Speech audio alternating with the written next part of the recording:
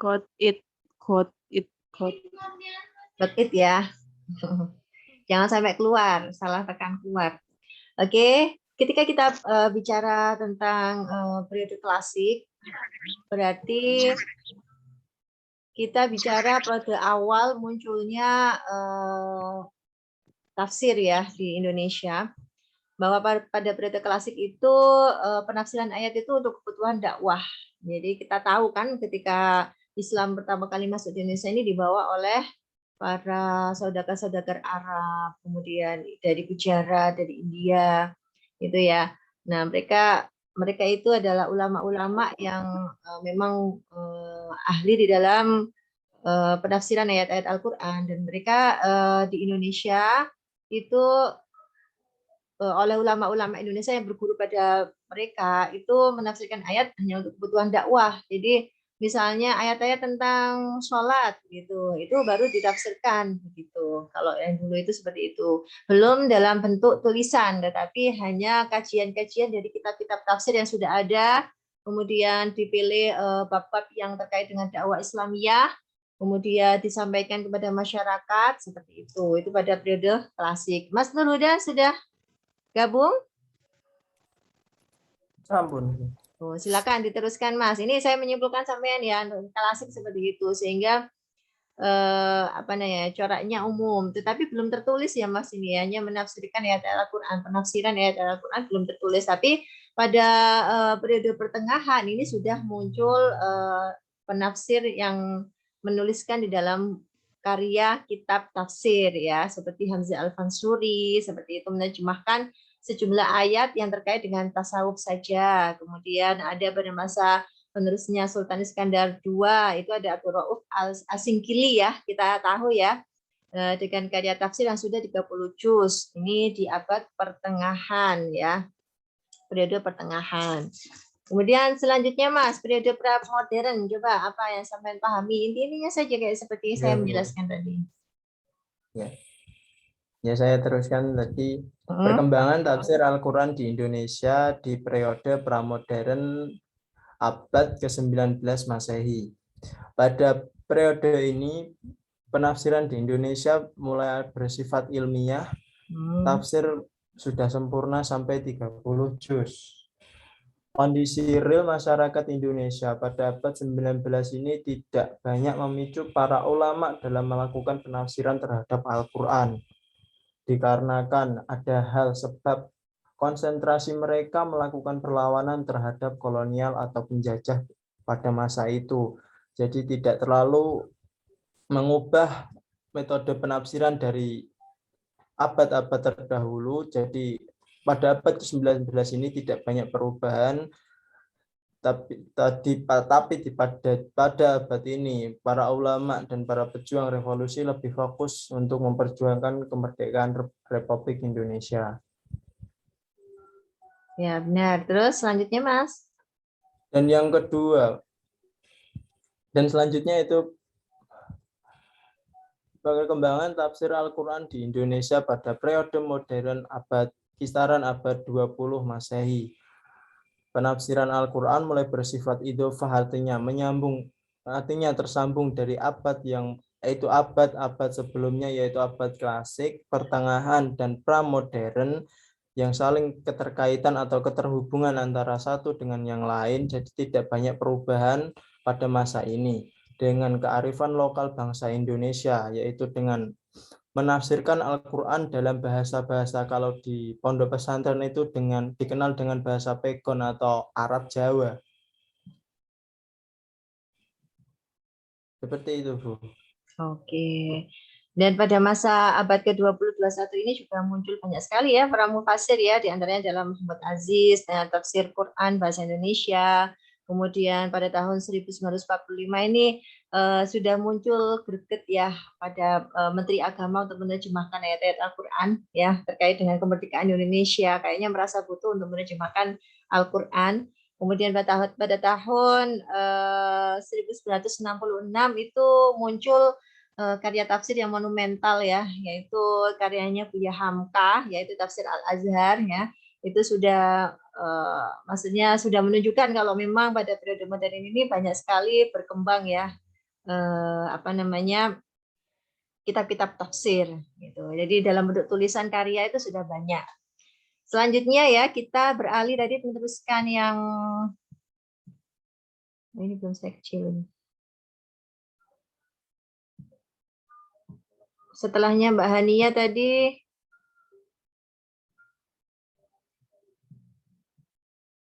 siapa tadi? Ini ya tadi terkait dengan syarat-syarat mufasir Mbak Alia, ini mungkin kurang tepat ya, karena ini hanya mengkhususkan pada apa namanya, syarat-syarat tafsir birro'yi ya. Karena ketika kita bahas syarat-syarat mufasir ada beberapa hal, yaitu seperti tadi menguasai ilmu-ilmu bahasa Arab, menguasai ilmu-ilmu Al-Qur'an ya. Kemudian juga tahu pokok-pokok keagamaan, kemudian dia bisa disiplin ilmu-ilmu yang lain ya, tidak hanya ilmu Al-Qur'an, tidak hanya ilmu bahasa, tapi juga ilmu-ilmu yang lain, ilmu syariat, ilmu hukum Islam, ilmu ushul fikih, dan semuanya harus menguasai ilmu-ilmu seperti itu kalau mau jadi seorang mufasir ya. Selanjutnya Mas, ini Mbak Firial apa Mas Firial? Mbak Firial, silakan Mbak Firial, lu benar mempresentasikan.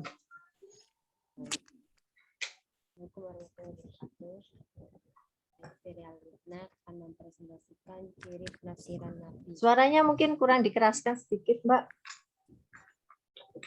Ciri penafsiran Nabi ada dua, yaitu praktis dan ekspositoris. Yang kalau praktis itu bentuk interpretasi di mana Nabi mempraktekkan instruksi Al-Quran. Kalau ekspositoris itu bentuk interpretasi Nabi menjelaskan apa yang dimaksud ayat tertentu. Contoh dari praktis itu tata cara sholat. Al-Quran memerintahkan umat Islam untuk melakukan sholat, tetapi tidak memberikan rincian tentang bagaimana melaksanakannya. Contoh dari ekspositoris, definisi Nabi SAW tentang kata miskin yang mengambil referensi dari surat Al-Baqarah ayat 273. Yang artinya orang-orang fakir yang terikat oleh jihad di jalan Allah, mereka tidak dapat berusaha di bumi. Orang yang tidak tahu menyangka mereka orang kaya karena memelihara diri dari minta-minta. Kamu kenal mereka dengan melihat sifat-sifatnya. Mereka tidak meminta kepada orang secara mendesak. Sekian, terima kasih. Oke, jadi intinya ciri-ciri penafsiran dalam masa Nabi itu ada praktis dan ekspositoris. Maksudnya praktis ada berarti langsung ya. Ekspositoris itu tidak langsung. Jadi kalau langsung itu berarti Nabi mencontohkan melalui dengan praktek perintah dalam Al-Quran, langsung dipraktekkan. Kalau ekspositoris tidak langsung dengan cara menjelaskan, misalnya ada satu ayat yang tidak paham, kemudian beliau menjelaskan dengan ayat-ayat yang lain supaya memahamkan kepada umatnya pada waktu itu ya, paham ya, seperti itu. Selanjutnya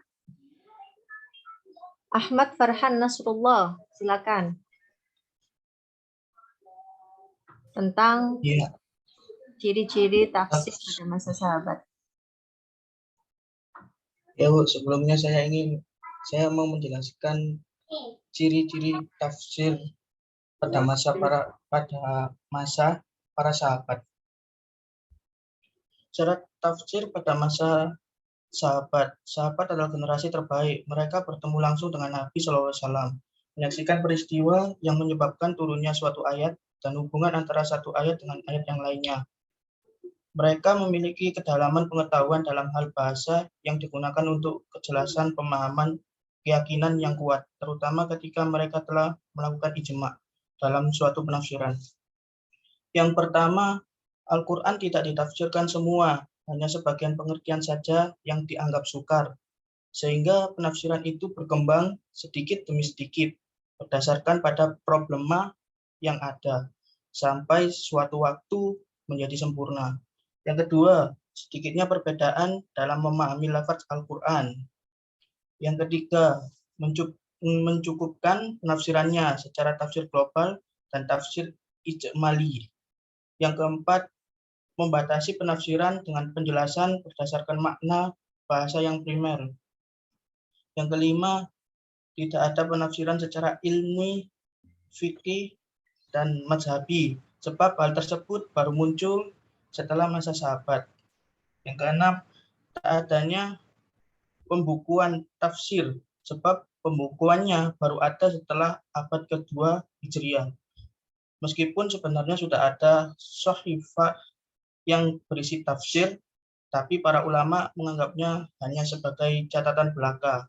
Yang ketujuh, penafsiran saat itu merupakan bentuk dari perkembangan hadis. Sekian presentasi dari saya, Bu.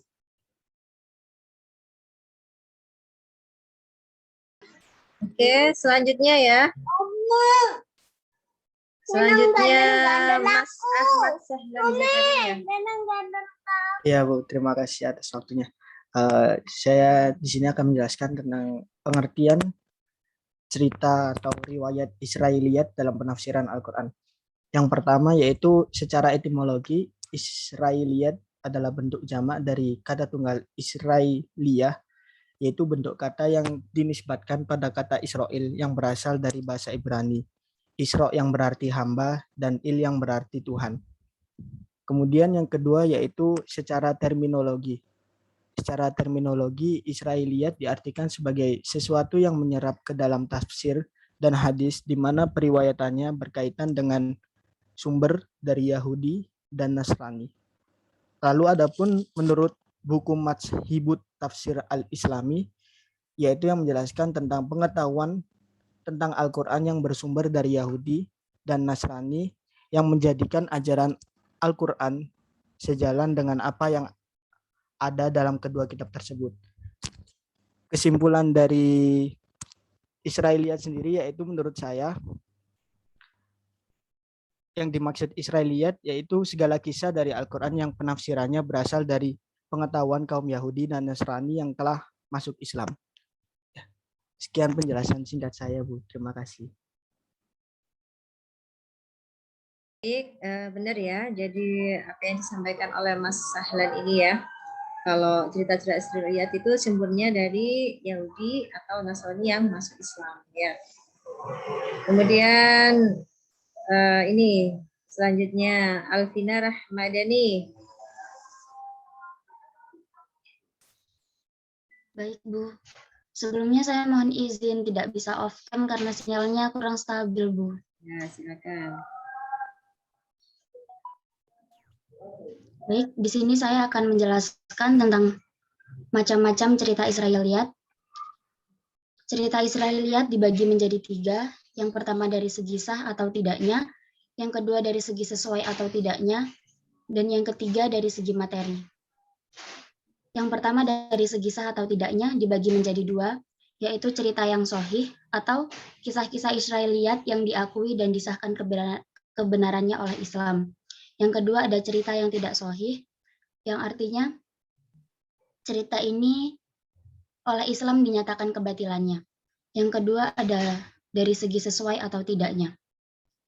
Yang pertama cerita yang sesuai dengan syarak, artinya cerita yang isinya ini sesuai dengan kandungan Al-Quran dan Sunnah Nabi, dan juga tidak bertentangan dengan dalil akli dan dalil nakli. Yang kedua ada cerita yang tidak sesuai dengan syarak, artinya cerita yang isinya jelas bertentangan dengan Al-Quran dan Sunnah atau jelas kebohongannya. Yang ketiga ada dari segi materi, yaitu berhubungan dengan akidah, yang kedua berhubungan dengan syariah atau hukum, dan yang terakhir berhubungan dengan nasihat atau peristiwa atau kejadian yang tidak berkaitan dengan akidah dan syariah. Terima kasih, sekian penjelasan dari saya.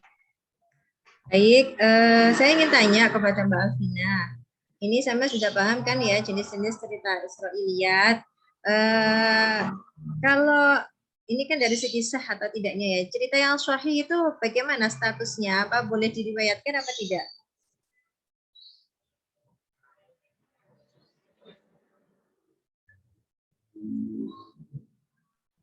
Boleh, Bu. Boleh. Dan cerita Ya. yang tidak sahih itu tidak boleh diriwayatkan. Jadi nanti perlu ditambahin mungkin ya kalau misalnya bikin PPT lagi itu diceritakan dikasih panah gitu misalnya cerita yang sahih berarti boleh meriwayatkan, tidak sahih berarti tidak boleh meriwayatkan ya cerita-cerita Israiliyat ya. Kemudian yang kedua dari segi sesuai atau tidaknya cerita yang sesuai dengan syarak ya itu berarti boleh diriwayatkan.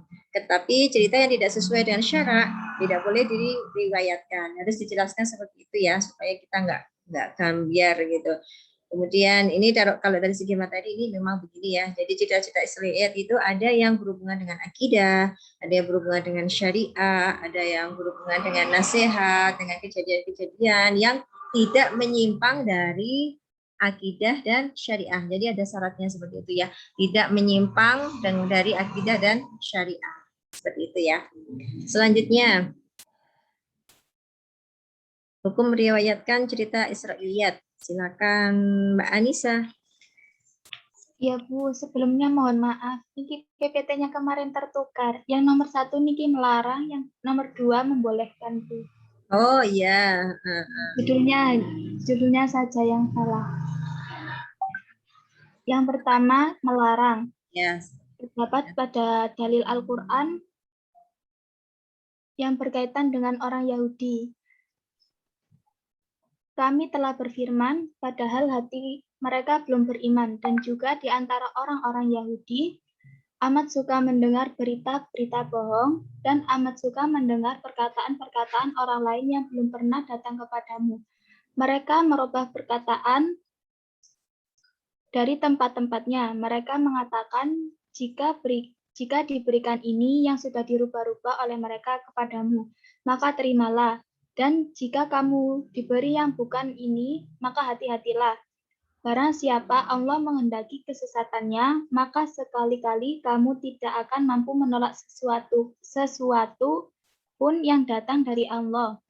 Mereka itu adalah orang-orang yang Allah tidak mensucikan hati mereka.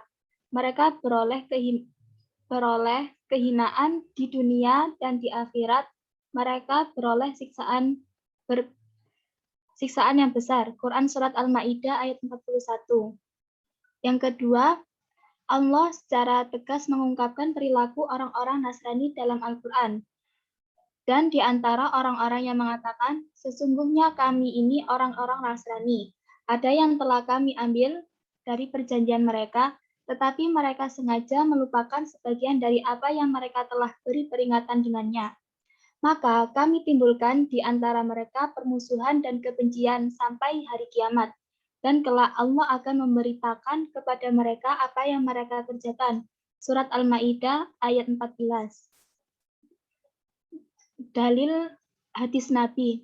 Yang pertama dari Abu Hurairah radhiyallahu an, mereka telah berkata, sesungguhnya ahli kitab itu membaca kitab Taurat dengan bahasa Ibrani dan menafsirkannya untuk umat Islam dengan bahasa Arab. Lalu Allah Subhanahu wa taala bersabda, janganlah kamu membenarkan ahli kitab dan janganlah pula mendustakannya. Dan katakanlah olehmu, kami beriman kepada Allah dan kepada apa yang telah diturunkan kepada kami. Hadis riwayat Bukhari. Yang kedua, ada hadis sahih yang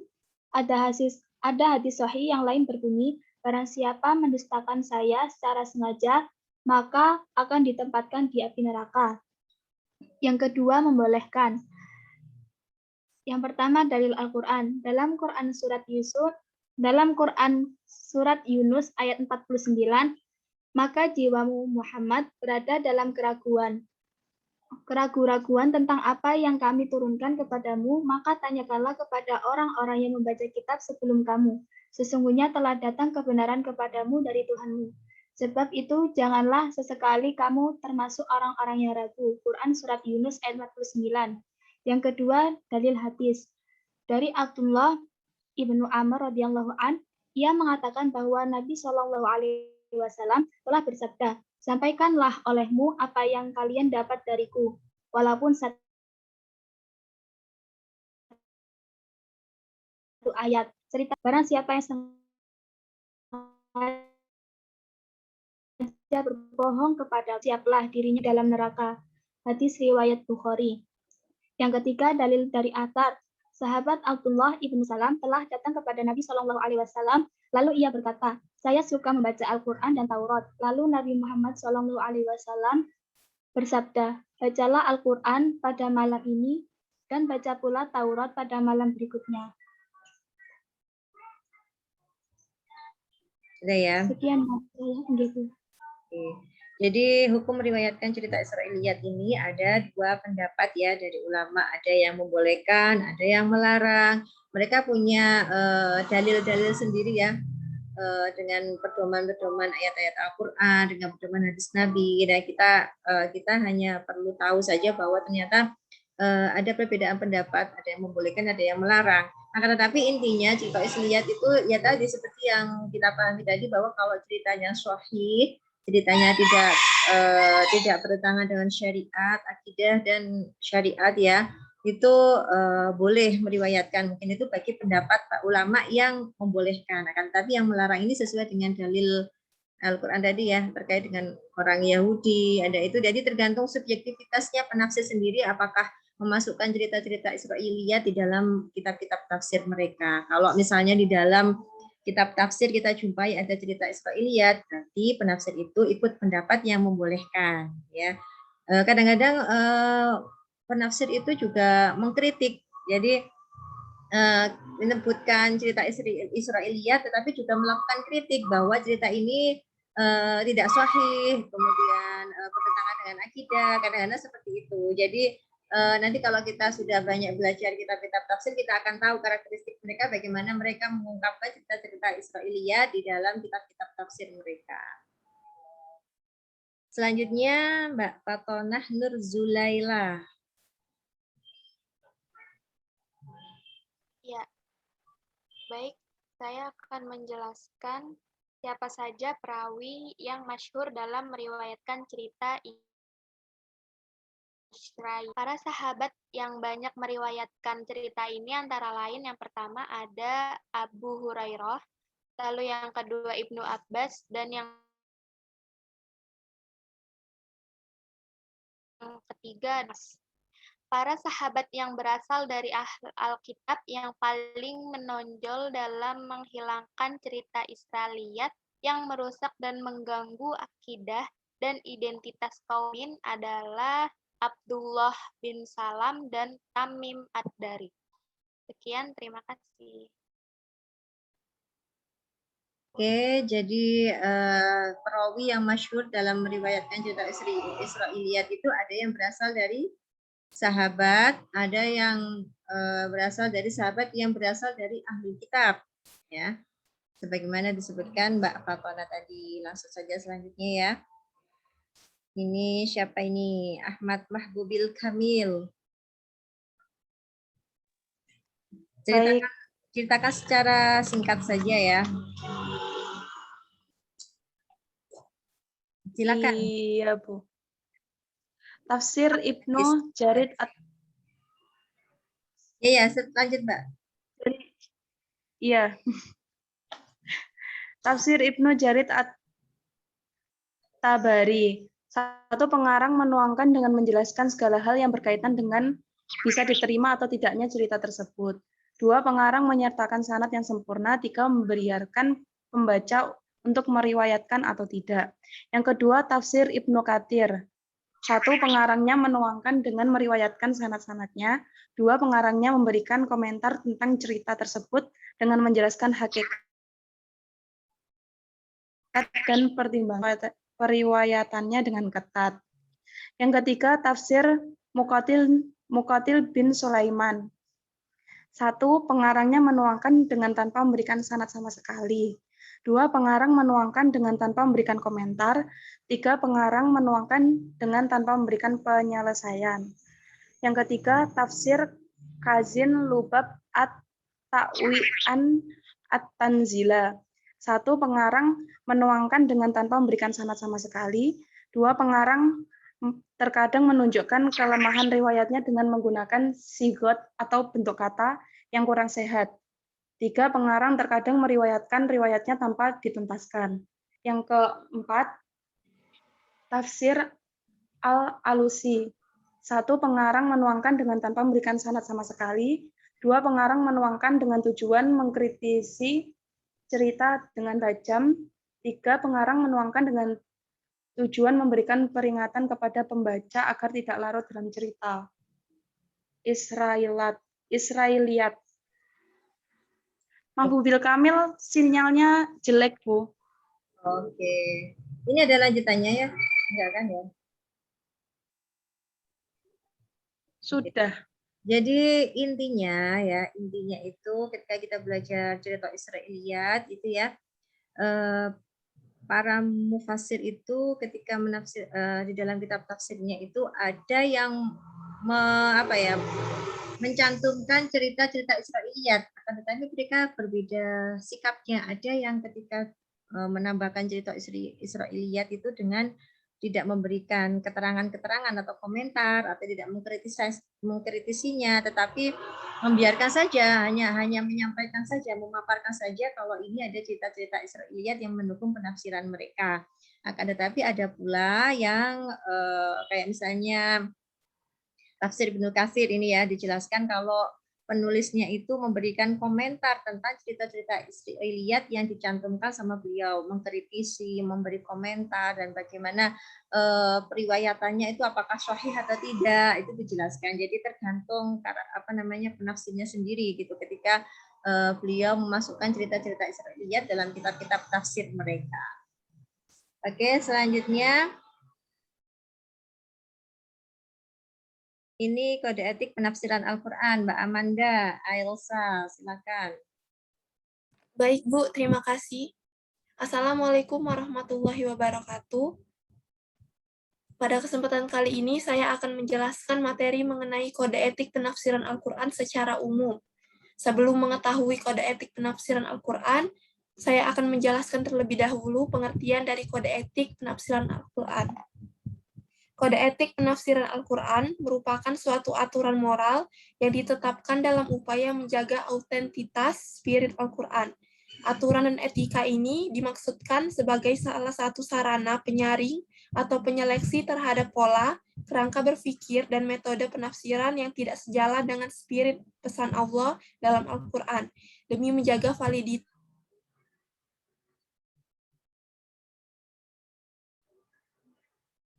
penafsiran Al-Quran yang paling ideal, yaitu yang pertama, harus melibatkan seluruh unsur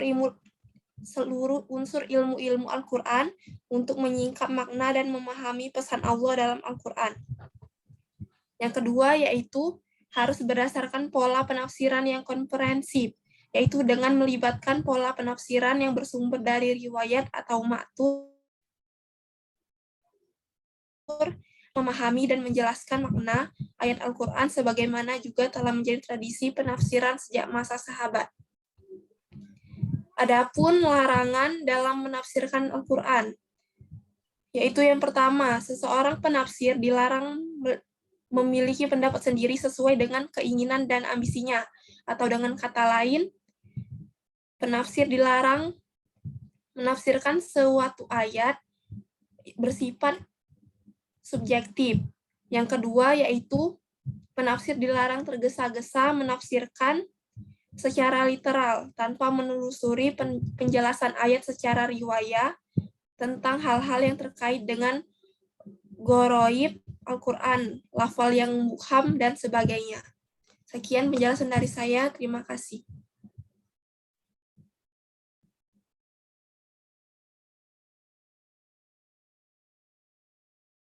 Oke, ini tentang kode etik penafsiran Al-Quran ya. Sudah lengkap ya, ini dijelaskan sama Mbak Amanda. Langsung saja selanjutnya. Ini lebih khusus ya, kalau tadi secara umum ini lebih khusus ke kode etik tafsir bil maksur. Istilahnya apa saja syarat-syarat kita boleh menafsirkan secara bil maksur ya. Silakan ini selanjutnya ini. Siapa ini? Oh, Amaliatus Sholihah Jinani. Silakan, Mbak. Baik, Assalamualaikum warahmatullahi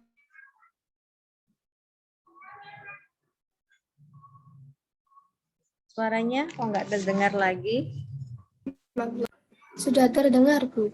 Ya, oke. Teruskan, Mbak. Kode etik tafsir bil al-matsur. Apa Antara coba lain, jelaskan dulu tentang tafsir bil maksur yang sampean pahami supaya teman-teman tahu apa sih tafsir bil maksur itu.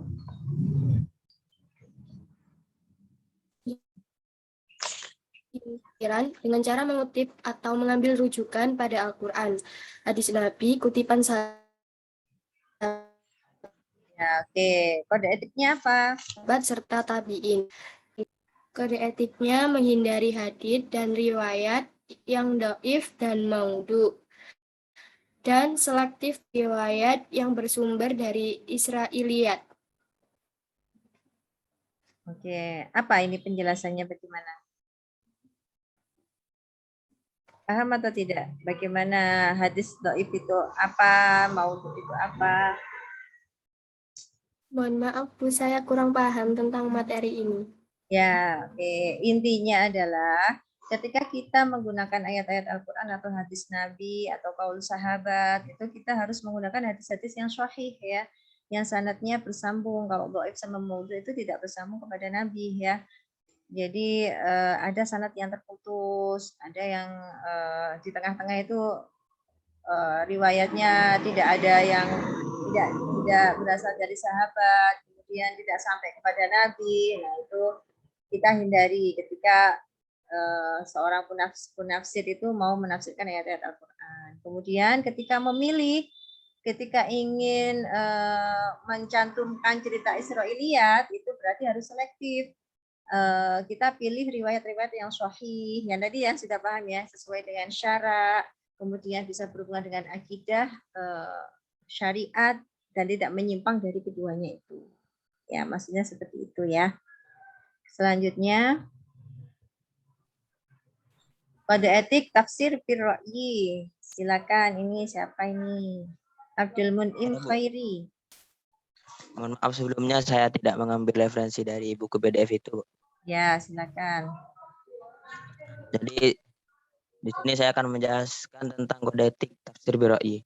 Sebagaimana saya ketahui bahwa kode etik tafsir birra'yi sendiri masih ada berbeda pendapat di kalangan ulama karena berlandaskan kepada hadis Nabi. Barang siapa yang menafsirkan dengan dirinya sendiri, maka dia siap-siap mendapatkan rumah di neraka. Maka kita definisikan saja terlebih dahulu. Secara umum, istilah tafsir birra'yi dijadikan sebagai lawan dari tafsir bil maksur dengan makna ar-ra'yu, artinya logika, pendapat, dan opini. Maksudnya adalah sumber penafsiran secara ayat bukan didasarkan pada riwayat dan sanad yang sampai ke sahabat dan Rasulullah, melainkan penjelasannya datang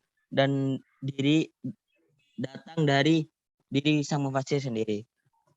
Maka saya di sini menjelaskan secara rinci, yakni dibagi menjadi dua, tafsir birra'yi yang terpuji dan tafsir birra'yi yang tercela. Kode etik tafsir birra'yi yang terpuji di sini adalah yang pertama, sesuai dengan tujuan asy'ari. Yang kedua, jauh atau terhindar dari kesesatan. Yang ketiga, dibangun atas dasar kaidah-kaidah kebahasaan dalam memahami nas Al-Quran. Yang keempat, tidak mengabaikan kaidah-kaidah penafsiran. Selanjutnya, kode etik tafsir birra'yi yang tercela. Pertama, mufassirnya tidak mempunyai kemampuan yang memadai. Yang kedua, tidak didasarkan pada kaidah-kaidah keilmuan. Yang ketiga,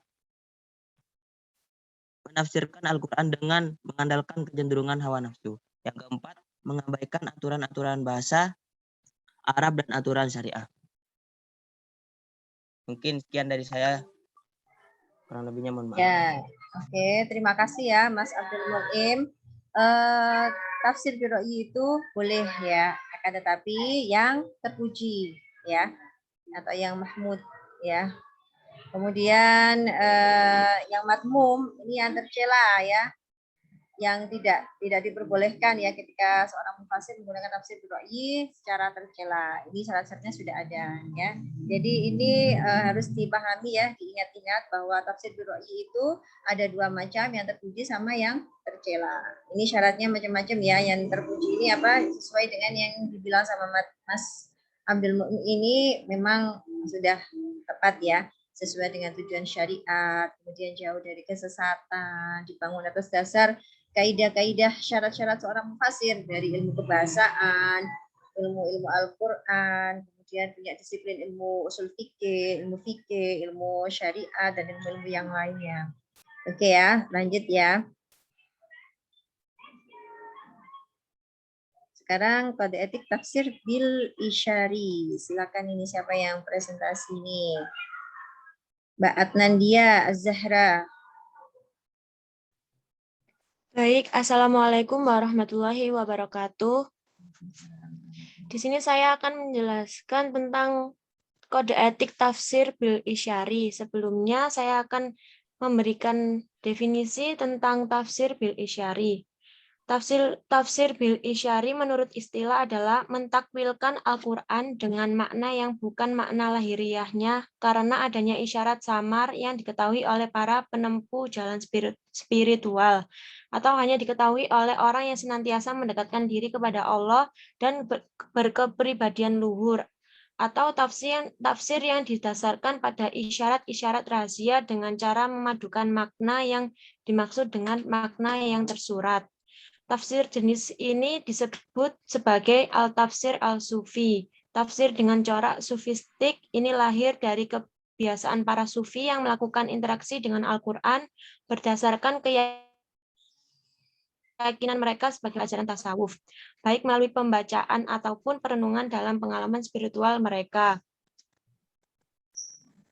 Tafsir bil isyari memiliki kode etik, yakni tidak menyimpang. Artinya tidak menyimpang dari makna zahir teks dari ayat Al-Quran. Yang kedua, tidak berpendapat bahwa yang dimaksud Al-Quran hanyalah makna esoterik atau batiniah. Yang ketiga, pentakwilan maknanya tidak jauh dari yang dikandung lafal. Yang keempat, tidak bertentangan dengan syarak, agama, dan akal logika. Yang kelima, tidak kacau terhadap pemahaman umat beragama. Sekian dari saya. Wassalamualaikum warahmatullahi wabarakatuh. Waalaikumsalam warahmatullahi wabarakatuh. Kode etik tafsir bil isyari ini cenderung ke arah yang bersifat tasawuf ya, sufi dengan perjalanan ritual spiritual ya. Jadi ada tafsir sufi namanya ya. Itu ada beberapa kode etik. Yang pertama benar ya, tadi tidak menyimpang dari makna zahir atau teks. Boleh kita memaknai secara isyari atau berdasarkan ruh batin kita ya. Akan tetapi tidak sepenuhnya menggunakan makna esoterik. Ini yang pendapat kedua, yang kode etik yang kedua ya, bahwa meskipun memaknai dengan esoterik atau batiniah, tetapi tidak terlepas dari zahiriyah ayat itu. Jadi tidak keluar dari teksnya. Gitu. Kemudian tidak jauh dari lafal yang makna yang sebenarnya dari lafal itu. Nah, itu syarat yang ketiga. Kemudian yang keempat ya tetap ya tidak keluar dari syarak dan juga akal. Kemudian tidak kacau terhadap pemahaman umat beragama. Sehingga maksudnya tidak menimbulkan konflik ketika orang memaknai membaca tafsirannya itu, tidak menimbulkan konflik atau perbedaan pendapat yang dari awalnya A yang menurut syariat Islam, kemudian mereka rancu dengan